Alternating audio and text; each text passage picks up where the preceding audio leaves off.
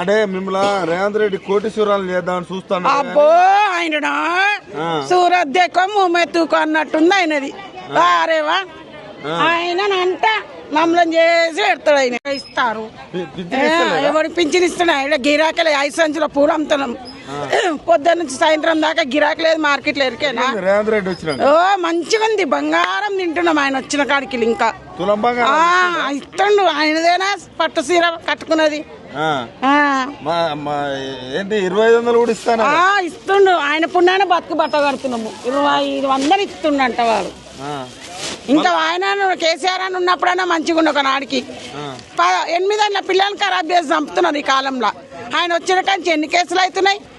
కేసీఆర్ ఉన్నప్పుడు ఒక్క కేసు అని అయిందా ఇట్లా? ఆయన వచ్చి బంగారం చేసి పెట్టిండు మాకు.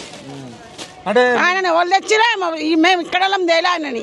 ఊరు ముండ కొడుకు ఊరు బాడుకోలు తెచ్చిరు ఆయన. అంటే మళ్ళీ మహిళలు ఓట్లయితే గెలుస్తా అంటాడు. మీరు ఓట్లేసే పరిస్థితి వేస్తాం. ఆయనకు బొట్టు పెట్టి మంచిగా కాటిక పెట్టి కళ్ళకు సుర్మ పెట్టి వేస్తాం ఆయనని. అంతేనా? బస్ ఎట్లున్నది? రోజు 4 సార్లు ఎక్కువ 4 సార్లు దిగుడు. ఉచ్చా వస్తే పోతుంది ఆకిట్లకు. గిన్నె నా ఇల్లు. నేనేడా బస్సు ఎక్కువ పోతే నేనేడా దిగొస్తి. ఒక సమ్మక్క తీర్థం పోయేటప్పుడు ఒక్క రోజు ఎక్కిన. మళ్ళీ ఇది వరకు తీర్థం మీద జాతర లేదు.